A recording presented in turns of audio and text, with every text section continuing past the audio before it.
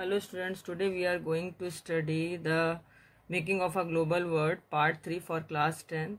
In this section we study about the interway economy, the wartime transformations, post-war recovery, rise of mass production and consumption, or the Great Depression, how the Great Depression takes place in the whole world, and what are the several changes occurs after the war, and what is the impact of World War First on the Britain's economy or India's economy and other countries like Japan, China, Russia, America, how they face the various types of problems after 1914 World War.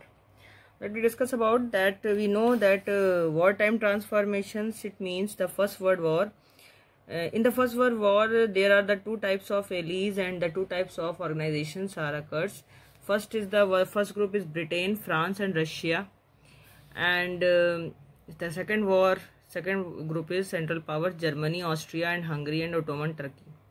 So in the First World War, these two groups are the allies of each together, and they are the foe of each other, and they starting the World War I.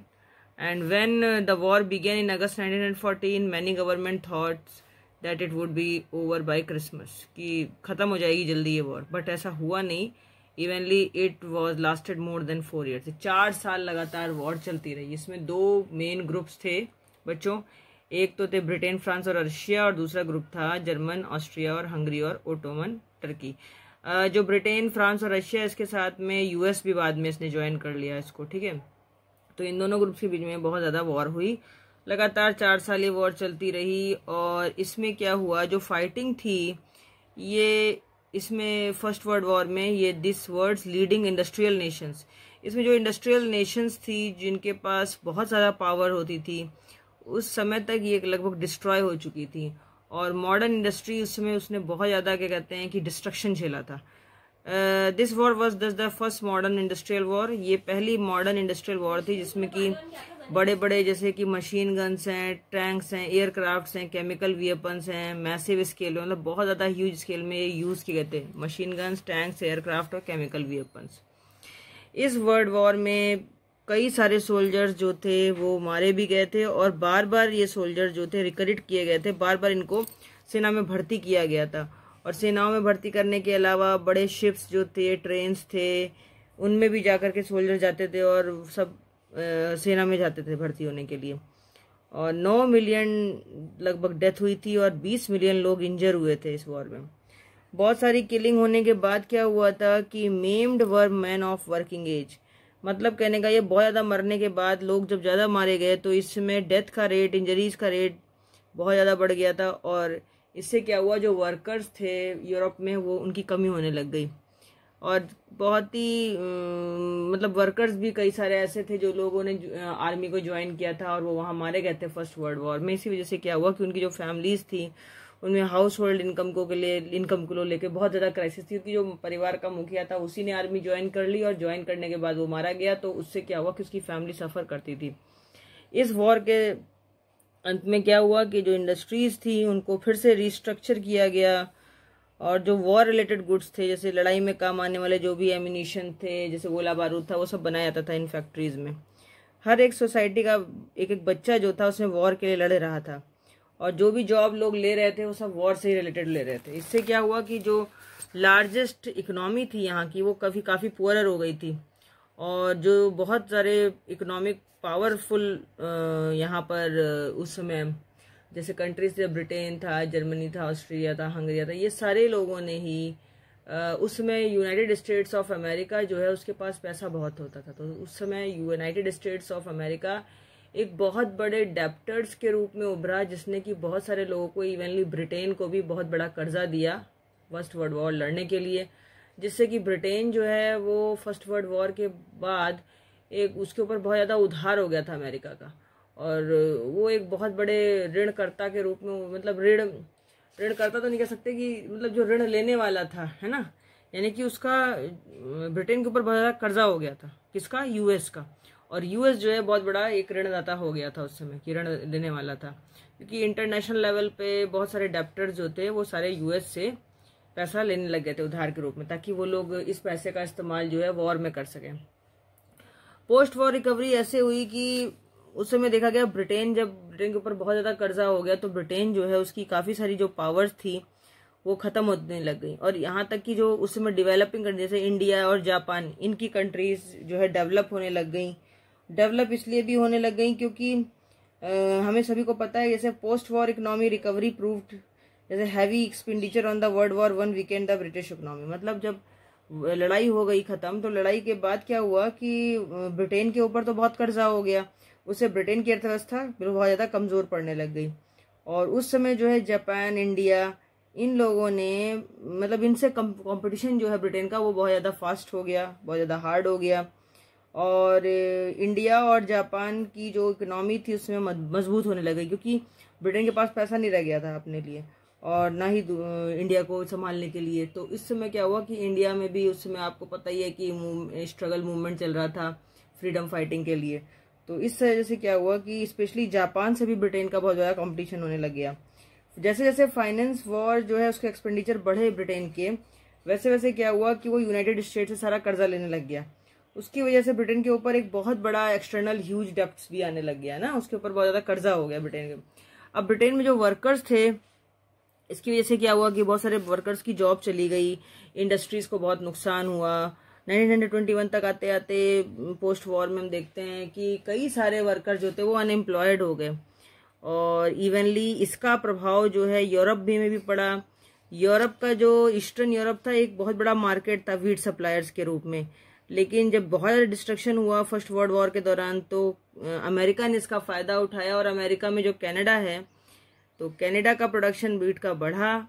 और जब war के दौरान जो और supply थी Britain की वो खत्म हुई, तब कनाडा और अमेरिका, ऑस्ट्रेलिया, इन्होंने अपना वीट प्रोडक्शन बढ़ा लिया और ये ब्रिटेन को सप्लाई करने लग गए। तो आपको पता ही है कि जब यूरोप में वॉर जब ओवर हो गई, तो ईस्टर्न यूरोप में क्या हुआ कि वीट के जो प्राइजेस थे वो अचानक से जो है बहुत गिर गए। रूरल इनकम, जो गांव के लोगों की इनकम थी उस समय, वो भी खत्म हो गई, क्योंकि जब वीट के प्राइस गिर गए, लोगों ने जो एग्रीकल्चर रूप में जो भी उगाया था उसका भी प्राइस नहीं उसको इनको मिल पा रहा था। पीजेंट और फार्मर सारे के सारे अनएम्प्लॉयड हो गए थे। इसके क्या हुआ कि उनका जो बिजनेस भी खत्म हो गया, और फार्मर जो थे वो अब धीरे धीरे बेचारे कर्ज में आ गए, क्योंकि उन्होंने अब अपने भरण पोषण के लिए कर्जा लेने लग गए। कर्जा लेने की वजह से क्या हुआ कि उनको बहुत ज्यादा उधार झेलना पड़ा, और उधार ना चुकाने की वजह से उनकी स्थिति बहुत बद से बदतर होती चली गई। US recovery was quicker. देखो यूनाइटेड स्टेट में जो भी डिस्ट्रक्शन हुआ था उस टाइम, वो तो बहुत जल्दी रिकवरी हो गई, क्योंकि यूनाइटेड स्टेट के पास बहुत सारा पैसा था और उसकी जो इकोनॉमी थी बहुत तेजी से बढ़ी हुई, शॉर्ट पीरियड में ही उसने बहुत ज्यादा तरक्की भी कर ली। यहाँ पर आप देखिए कि यहाँ पर एक दिखाया गया है कि इस डायग्राम में कि उस समय एक फैक्ट्री का मॉडल है, जिस समय की हेनरी फोर्ड कार जो थी उस समय 1920 में यूएस में इसका मास प्रोडक्शन हुआ था बहुत ज़्यादा, है ना, और ये बहुत तेजी से बिकी भी। और उसके बाद भी और भी चीज़ें थे, टी मॉडल फोर्ड कार, ये अमेरिका का, उस समय अमेरिका जो है समय इसका first mass produce car company थी अमेरिका।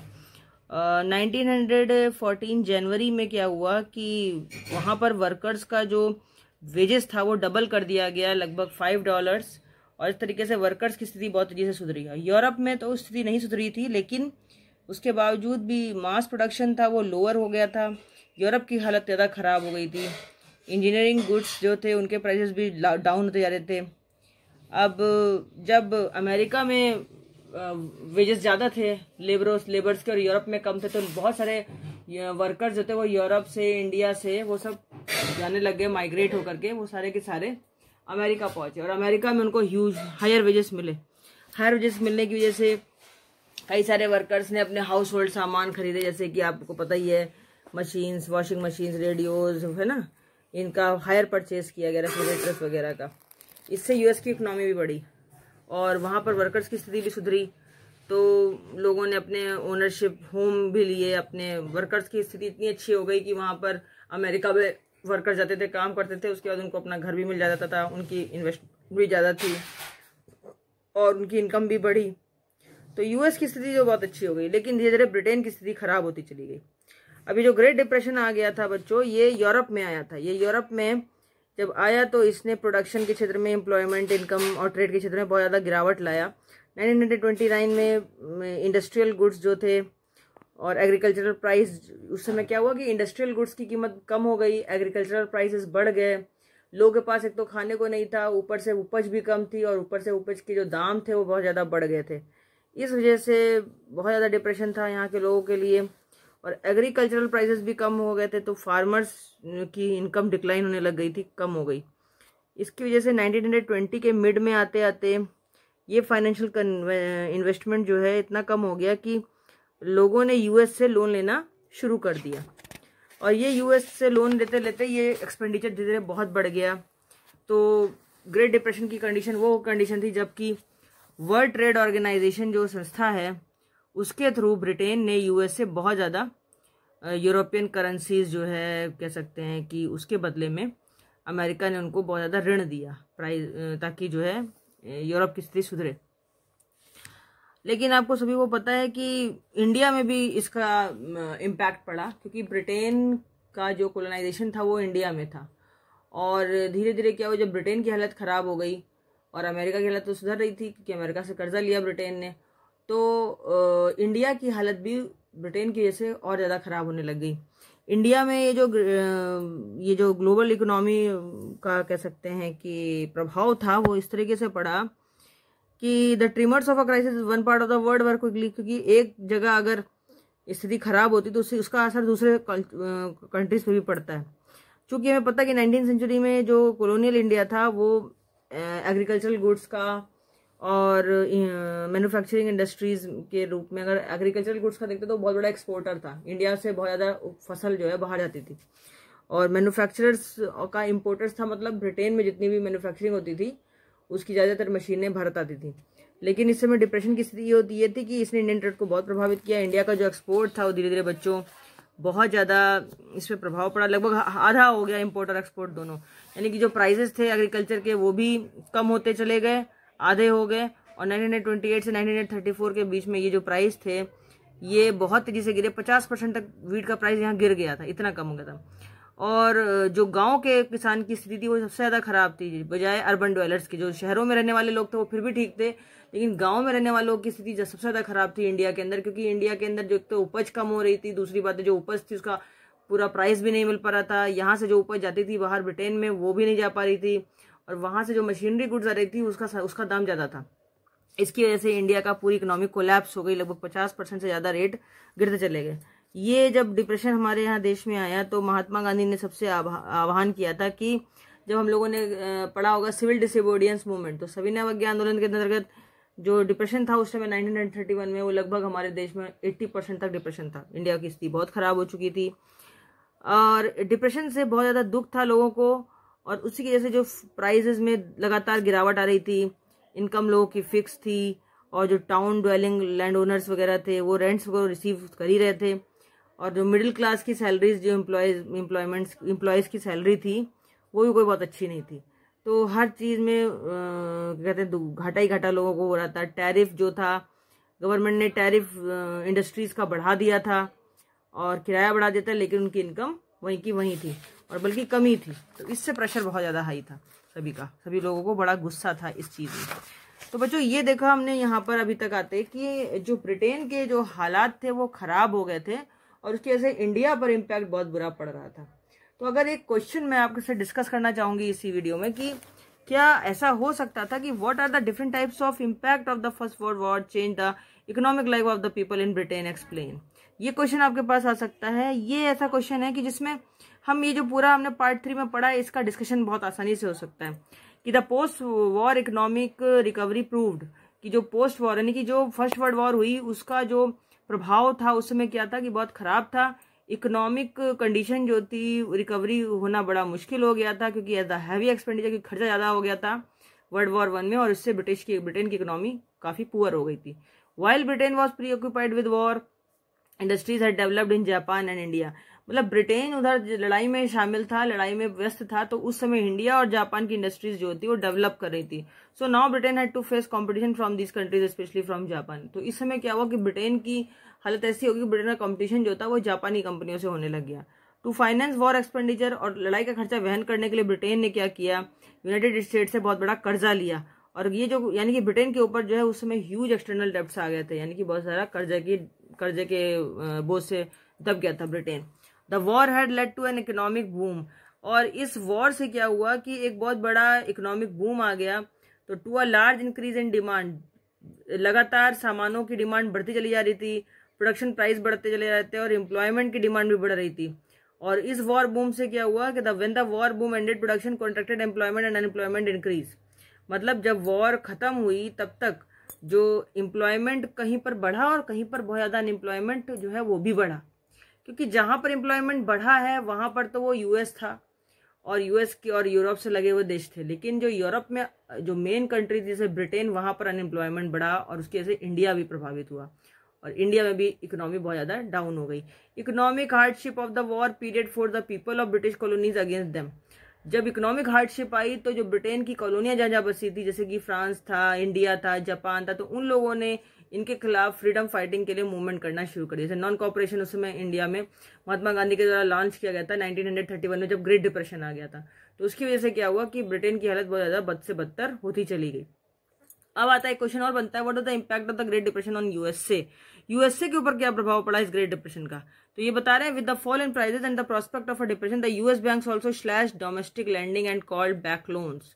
मतलब यूएस पे भी इसका प्रभाव पड़ा कि जैसे जैसे प्राइसेस गिरते चले गए, डिप्रेशन आ गया इकोनॉमी में, तो यूएस के जो बैंक्स थे उन्होंने घरेलू तौर से जो है लैंडिंग स्टार्ट कर दी, उधार लेना शुरू कर दिया। और कहाँ से उधार लिया, वर्ल्ड बैंक से और आईएमएफ से, ये जो आपका इंटरनेशनल मॉनेटरी फंड है उससे। और एक चीज और कही जाती है कि जो डोमेस्टिक लैंडिंग यानी कि आपस में ही बैंकों ने लोन लेना शुरू कर दिया, तो उसको बोलते हैं back loans. Farms were unable to sell their harvest. इतना ज्यादा प्राइस गिर गया कि जो किसान थे वो अपनी फसलों को बेचने में असमर्थ हो गए। और faced with falling income many house hold in the US could not repay what they had borrowed.